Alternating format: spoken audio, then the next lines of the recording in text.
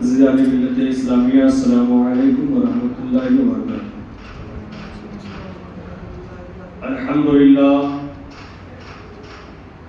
الحمدللہ رب العالمین، والصلاة والسلام علی سید الانبیاء والمرسلین،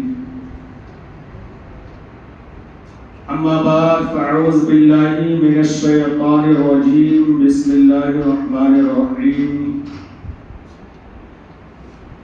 ان عدۃ الشہور عند اللہ اثنا عشر شہرا، صدق اللہ العظیم وصدق رسولہ النبی الکریم، ونحن علی ذلک لمن الشاہدین والشاکرین، والحمد للہ رب العالمین۔ آئیے ہم اور آپ سب سے پہلے عقیدت و محبت کے ساتھ حضور سید عالم نور مجسم صلی اللہ تعالی علیہ وآلہ وسلم کی بارگاہ بے پناہ میں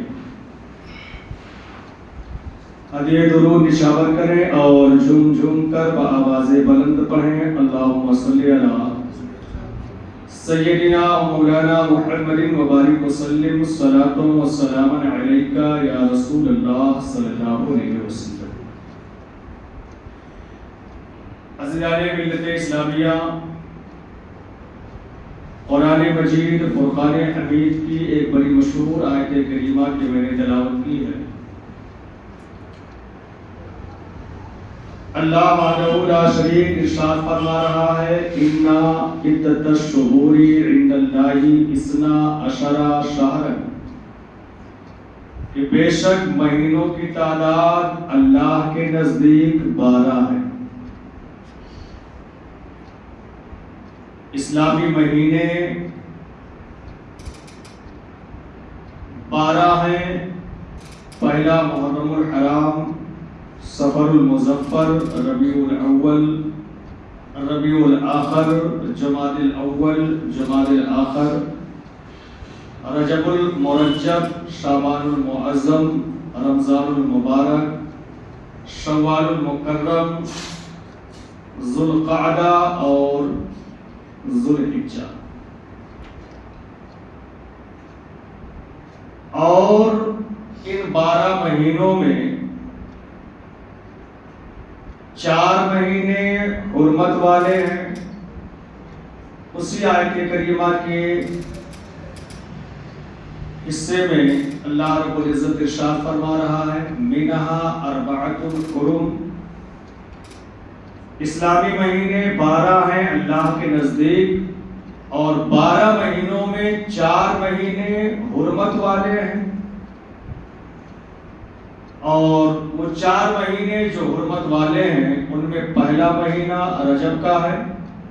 دوسرا ذوالقعدہ، تیسرا ذوالحجہ اور چوتھا محرم الحرام کا۔ حرمت والے ہیں، اس کا مطلب یہ ہے کہ ان 4 مہینوں کا احترام لازم و ضروری ہے ایمان والوں کے لیے، مسلمانوں کے لیے۔ اور یہ جو 4 حرمت والے مہینے ہیں ان کا احترام زمانے جاہلیت کے اندر بھی کیا جاتا تھا۔ رجب کا احترام اس لیے کیا جاتا تھا کہ اس مہینے کے اندر زمانے جاہلیت میں لوگ عمرہ کیا کرتے تھے، تو عمرہ کی وجہ سے اس مہینے کا احترام کیا جاتا تھا۔ اسی طرح سے ذوالقعدہ کے مہینے میں لوگ حج کے لیے جایا کرتے تھے، ذوالحجہ کے مہینے میں حج کی ادائیگی کیا کرتے تھے، اور محرم کے مہینے میں حج سے واپس آیا کرتے تھے۔ اس لیے حج کے لیے جانے، حج کرنے اور حج سے واپس آنے کی وجہ سے ذوالقعدہ، ذوالحجہ اور محرم کے مہینے کا احترام کیا جاتا تھا زمانے جاہلیت کے اندر۔ اس لیے اسلام نے ان 4 مہینوں کی حرمت کو آج بھی باقی رکھا ہے، اور صبح قیامت تک ان 4 مہینوں کی حرمت باقی رہے گی۔ اور ان 4 مہینوں میں جو چوتھا مہینہ ہے یعنی محرم الحرام، یہ اسلامی سال کا پہلا مہینہ ہے۔ کون سا مہینہ؟ پہلا مہینہ ہے، اور اس پہلے مہینے کی آج تیسری تاریخ ہے۔ کتنی تاریخ؟ 17، 18، 19، آج 19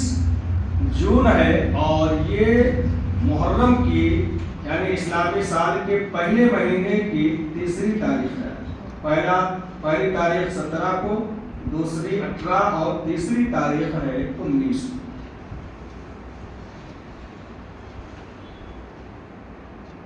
محرم الحرام یہ حرمت والا مہینہ ہے، اور حرمت والے مہینے کا اعزاز اسے حاصل ہے۔ ساتھ ہی ساتھ محرم الحرام کو شہر اللہ یعنی اللہ کا مہینہ بھی کہا جاتا ہے۔ کیا کہا جاتا ہے؟ اسے محرم الحرام کو شہر اللہ یعنی اللہ کا مہینہ بھی کہا جاتا ہے۔ حضرت ابو ذر غفاری رضی اللہ تعالی عنہ کی حدیث بتاتی ہے، حضرت ابو ذر غفاری رضی اللہ تعالی عنہ بیان فرماتے ہیں کہ میں نے حضور اکرم صلی اللہ تعالی علیہ وآلہ وسلم سے پوچھا، یا رسول اللہ ای الاشہر افضل، یا رسول اللہ بہترین مہینہ، سب سے افضل ترین مہینہ کون ہے؟ تو رسول کائنات صلی اللہ علیہ وآلہ وسلم نے ارشاد فرمایا، افضل الاشہر شہر اللہ الذی تدعونہ المحرم، افضل ترین مہینہ، سب سے بہترین مہینہ اللہ کا وہ مہینہ ہے جسے تم محرم کے نام سے جانتے ہو۔ اس آیت حدیث پاک کے اندر رسول کائنات صلی اللہ علیہ وآلہ وسلم نے بیان فرمایا کہ افضل الاشہر شہر اللہ،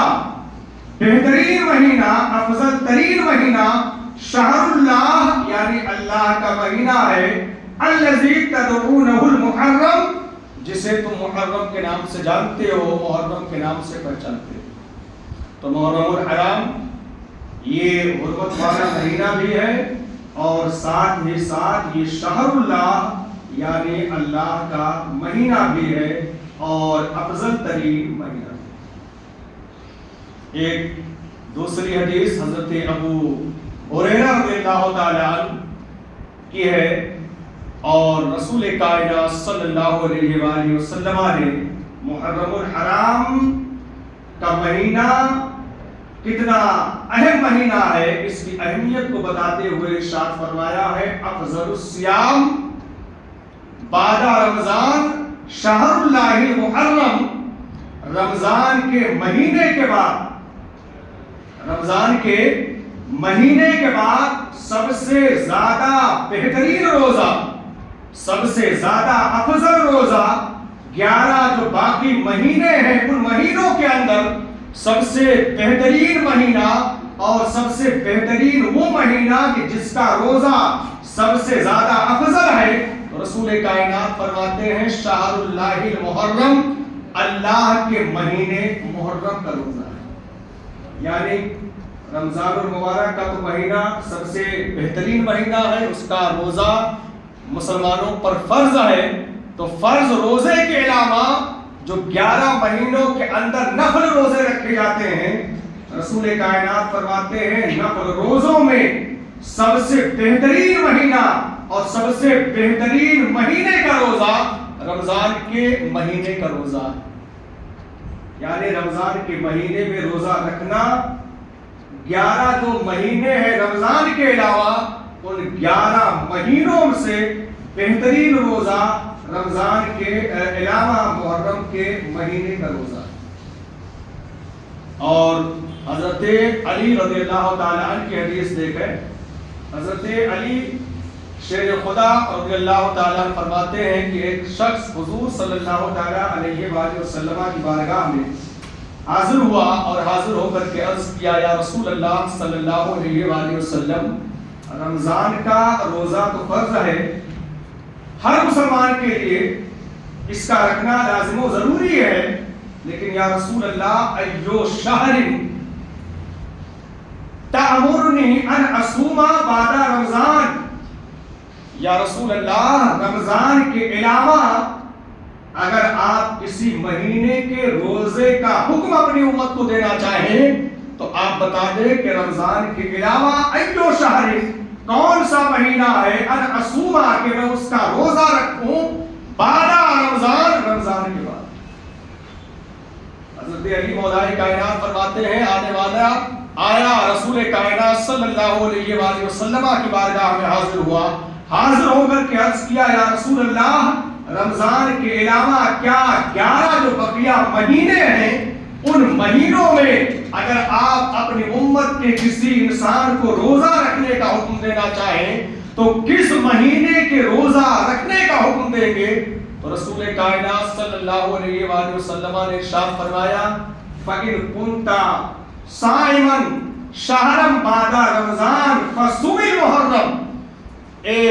آنے والے، اے سوال کرنے والے، اگر تو چاہتا ہے کہ رمضان کے مہینے کے علاوہ کسی اور مہینے کا روزہ رکھنے کا اہتمام کرے تو رمضان کے علاوہ اگر کسی اور مہینے کے روزے کا خواہش مند ہے، روزے رکھنے کا شوق رکھتا ہے تو محرم الحرام کے مہینے کا روزہ رکھ۔ کیوں؟ فَإِنَّهُ شَهْرُ اللَّهِ، اس لیے کہ محرم الحرام یہ شہر اللہ یعنی اللہ کا مہینہ ہے، وَفِيهِ تَابَ عَلَى قَوْمٍ وَيَتُوبُ فِيهِ عَلَى قَوْمٍ۔ رسول کائنات صلی اللہ علیہ وآلہ وسلم نے اس آنے والے انسان سے ارشاد فرمایا کہ اگر تو رمضان کے علاوہ کسی اور مہینے میں روزہ رکھنے کا شوق رکھتا ہے تو محرم کا روزہ رکھ، اس لیے کہ محرم الحرام کا مہینہ یہ اللہ کا مہینہ ہے اور اس مہینے میں اللہ نے ایک قوم کے توبہ کو قبول فرمایا ہے، وَيَتُوبُ فِيهِ عَلَى قَوْمٍ، اور صبح قیامت تک دوسروں کے توبہ کو بھی قبول فرمائے گا۔ تو یہ رسول کائنات صلی اللہ علیہ وآلہ وسلم کی حدیث ہے جو ہمیں بتا رہی ہے کہ رمضان کے علاوہ رمضان کا جو روزہ فرض ہے، فرض روزوں کے علاوہ اگر کوئی مہینہ سب سے زیادہ اس بات کی اہمیت رکھتا ہے کہ اس کے روزے رکھے جائیں تو وہ مہینہ محرم الحرام کا مہینہ ہے کہ اس کے روزے رکھے جائیں۔ اور اس حدیث پاک کے اندر رسول کائنات صلی اللہ علیہ وآلہ وسلم نے 3 باتیں بتائی ہیں۔ پہلی بات تو یہ کہ محرم کا مہینہ شہر اللہ یعنی اللہ کا مہینہ ہے، وَفِيهِ تَابَ عَلَى قَوْمٍ۔ دوسری بات یہ بیان فرمائی ہے کہ اس مہینے کے اندر اللہ وحدہ لا شریک نے ایک قوم کی توبہ کو قبول فرمایا ہے، ایک قوم کی توبہ کو قبول فرمایا ہے۔ شارحین حدیث فرماتے ہیں کہ وہ قوم بنی اسرائیل ہے۔ کیا وہ قوم بنی اسرائیل ہے جس کے توبے کو اللہ رب العزت نے محرم کے مہینے میں قبول فرمایا ہے، اور محرم کے مہینے میں ایک دن ایسا ہے کہ جس دن اللہ نے بنی اسرائیل کے توبہ کو قبول فرمایا ہے، اور اس دن اگر کوئی انسان آج بھی توبہ کر لے تو اس کے توبے کو اللہ شرط قبولیت سے سمجھتا ہے۔ علماء اور شارحین حدیث فرماتے ہیں کہ محرم الحرام کے مہینے میں وہ دن جس دن اللہ نے ایک قوم یعنی بنی اسرائیل کے توبہ کو قبول فرمایا ہے اور صبح قیامت تک دیگر انسانوں کے توبہ کو قبول فرمائے گا، وہ دن ہے عاشورہ کا۔ کون سا دن ہے؟ عاشورہ۔ عاشورہ عربی گرامر کے اعتبار سے بنا ہے عشر سے، اور عشر کا معنی ہوتا ہے 10، تو عاشورہ کا معنی ہوا محرم کا 10واں یعنی 10ویں محرم الحرام، اور محرم الحرام کی 10ویں تاریخ، یعنی رسول کائنات صلی اللہ علیہ وآلہ وسلم نے یہ ارشاد فرمایا ہے فیہ یوم تاب علی قوم، محرم کے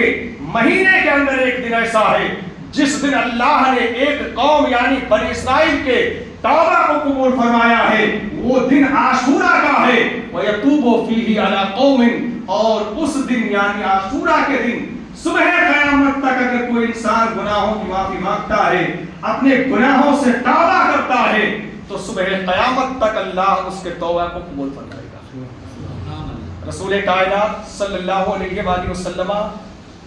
کی حدیث کی روشنی میں دیکھیں تو ہمیں یہ معلوم ہوگا، اور ہم نے ہو سکتا ہے اس سے پہلے آپ لوگوں نے سنا بھی ہو، رسول کائنات صلی اللہ علیہ وآلہ وسلم کی بیوی ہیں، ان کا نام کیا ہے؟ حضرت عائشہ صدیقہ رضی اللہ تعالیٰ عنہ، سب سے پیاری بیوی ہیں۔ اور رسول کائنات صلی اللہ علیہ وآلہ وسلم کی بیویوں میں جو سب سے زیادہ لمبی عمر جنہیں ملی ہے وہ حضرت عائشہ صدیقہ رضی اللہ تعالیٰ عنہ۔ ایک چیز میں آپ کو اور بتا دوں، یہاں پر رسول کائنات صلی اللہ علیہ وآلہ وسلم کی بیویوں میں اور ہماری اور آپ کی بیویوں میں آپ کو فرق بتا دیں تب بات آگے کریں۔ کتابوں کے اندر آتا ہے رسول کائنات کی بیویوں کو کہا جاتا ہے ام المومنین۔ کیا کہا جاتا ہے؟ مومنین، مومن کی جمع ہے یعنی ایمان والوں کی ماں۔ رسول کائنات صلی اللہ علیہ وآلہ وسلم کی بیویاں کیا ہیں؟ ایمان والوں کی ماں ہے، یعنی ہماری مائیں۔ جس طرح سے ماں کا احترام ضروری ہے، اس سے کہیں زیادہ رسول کائنات صلی اللہ علیہ وآلہ وسلم کی بیویوں کا احترام ایمان والوں کے لیے لازم و ضروری ہے۔ شریعت کا مسئلہ ہے کہ نکاح نبی کی سنت ہے، نکاح کی اجازت ہے، شادی آپ کر سکتے ہیں، لیکن نکاح میں یہ ضروری ہے کہ آپ اپنی ماں سے اگر نکاح کریں تو یہ نکاح حرام ہے۔ کیا ہے؟ کوئی انسان اپنی ماں سے اگر نکاح کرنا چاہے تو ماں سے نکاح حرام ہے۔ آپ کا نکاح آپ کی ماں سے شرعی اعتبار سے نہیں ہو سکتا۔ ابھی ہم اور آپ شادی شدہ ہوں، کسی کا انتقال ہو جائے تو اس کی عورت کے لیے حکم ہے کہ وہ عدت گزار کر، وفات کی جو عدت ہے 4 مہینہ 10 دن، اس کو گزار کر کے پھر وہ دوسرے انسان سے شادی کر سکتی ہے کہ نہیں؟ لیکن رسول کائنات صلی اللہ علیہ وآلہ وسلم کے وفات کے بعد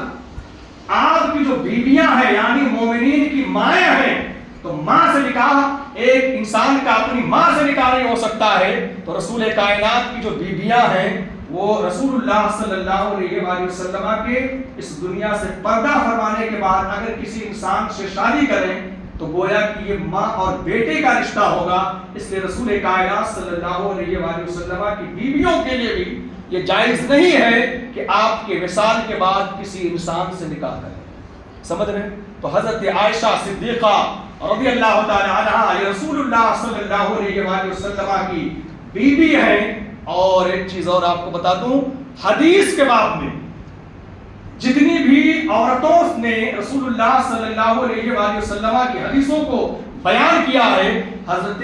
عائشہ سے زیادہ کسی بھی عورت نے اللہ کے رسول کی حدیثوں کو بیان نہیں فرمایا۔ سب سے زیادہ عورتوں میں حدیث کی روایت کرنے والی حضرت عائشہ صدیقہ رضی اللہ تعالی عنہا ہے۔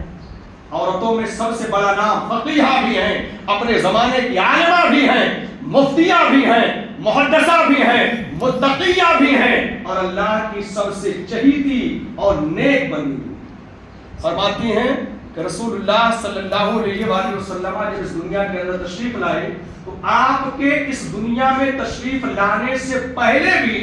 یعنی زمانے جاہلیت میں بھی عاشورہ کے دن کا احترام کیا جاتا تھا، اور قریش عاشورہ یعنی 10ویں محرم الحرام کے دن روزہ رکھا کرتے تھے۔ کیا کرتے تھے؟ قریش رسول اللہ صلی اللہ علیہ وآلہ وسلم کے اس دنیا میں تشریف لانے سے پہلے بھی عاشورہ کے دن روزہ رکھتے تھے، اور جب رسول اللہ صلی اللہ علیہ وآلہ وسلم اس دنیا کے اندر تشریف لائے تو خود آپ نے عاشورہ کے دن روزہ رکھنے کا اہتمام فرمایا۔ اور جب ہجرت کر کے مکہ سے مدینہ تشریف لے گئے تو حدیث کی جو بڑی مشہور کتابیں ہیں بخاری اور مسلم کے اندر یہ الفاظ جو بیان کر رہا ہوں اسی کا ترجمہ ہے، اور انہی کتابوں کے اندر محدثین نے بیان فرمایا ہے کہ جب رسول اللہ صلی اللہ علیہ وسلم ہجرت کر کے مکہ سے مدینہ تشریف لے گئے تو وہاں آپ نے کیا دیکھا کہ وہاں کی جو آبادی ہے اور آبادی میں جو یہودی ہیں وہ عاشورہ کے دن بڑے اہتمام کے ساتھ اور بڑی پابندی کے ساتھ عاشورہ یعنی 10ویں محرم الحرام کا روزہ رکھتے ہیں۔ رسول کائنات صلی اللہ علیہ وآلہ وسلم نے ان سے پوچھا کہ اے یہودیوں یہ بتاؤ کہ تم عاشورہ کے دن روزہ رکھنے کا اہتمام کر رہے ہو، بڑی پابندی سے روزہ رکھ رہے ہو، آخر وجہ کیا ہے، کیا وجہ ہے، کیا ریزن، کیا سبب ہے جو تم اس دن اتنی پابندی کے ساتھ روزہ رکھتے ہو؟ بخاری اور مسلم کی حدیث کے اندر ہے، ان یہودیوں نے کہا ھذا الیوم الذی اظہر اللہ موسیٰ و بنی اسرائیل علی قوم، یہ جو دن ہے جسے ہم عاشورہ کہتے ہیں، جس دن ہم پابندی کے ساتھ روزہ رکھنے کا اہتمام کرتے ہیں، یہ وہ دن ہے جس دن اللہ نے اپنے نبی حضرت موسیٰ علیہ نبینا علیہ السلام کو اور ان کی قوم بنی اسرائیل کو فرعون سے نجات عطا فرمائی تھی، اور فرعون اور اس کی قوم کو دریائے نیل میں غرق فرما دیا تھا۔ تو اس دن اللہ کے نبی حضرت موسیٰ علیہ السلام نے آپ کی قوم بنی اسرائیل نے شکرانے کے طور پر روزہ رکھنے کا اہتمام فرمایا تھا، اس لیے ہم آج بھی عاشورہ کے دن روزہ رکھنے کا اہتمام کرتے ہیں۔ رسول کائنات صلی اللہ علیہ وآلہ وسلم نے جب یہودیوں کی اس بات کو سنا تو ارشاد فرمایا نحنو احق بموسیٰ منکم، اے یہودیوں عاشورہ کے دن اللہ کے نبی حضرت موسیٰ علیہ السلام نے روزہ رکھا تھا، اس لیے تم اس دن روزہ رکھ رہے ہو، تو میں نبی ہوں، تم سے زیادہ تعلق موسیٰ علیہ السلام کے ساتھ میرا ہے، اس لیے اللہ کے نبی صلی اللہ علیہ وآلہ وسلم نے خود عاشورہ کا روزہ رکھا اور اپنی امت کو عاشورہ کا روزہ رکھنے کا حکم دیا کہ اے میری ماننے والوں، اے مسلمانوں، عاشورہ یعنی 10ویں محرم الحرام کو روزہ رکھو اور پابندی کے ساتھ روزہ رکھنے کا اہتمام کرو۔ لیکن ساتھ ہی ساتھ یہ بھی بیان فرمایا کہ چونکہ عاشورہ کے دن صرف عاشورہ یعنی 10ویں محرم الحرام کا روزہ یہ یہودی رکھتے تھے، اگر صرف 10ویں محرم الحرام کا روزہ رکھا جاتا تو ایک طرح سے کوئی یہ کہہ سکتا تھا کہ مسلمان یہودیوں کی طرح روزہ رکھ رہے ہیں، مسلمان یہودیوں کی نقل کر رہے ہیں، اس لیے رسول کائنات صلی اللہ علیہ وآلہ وسلم نے ارشاد فرمایا صوموا عاشورا وخالفوا الیہود، اے مسلمانوں عاشورہ کے دن روزہ رکھو لیکن روزہ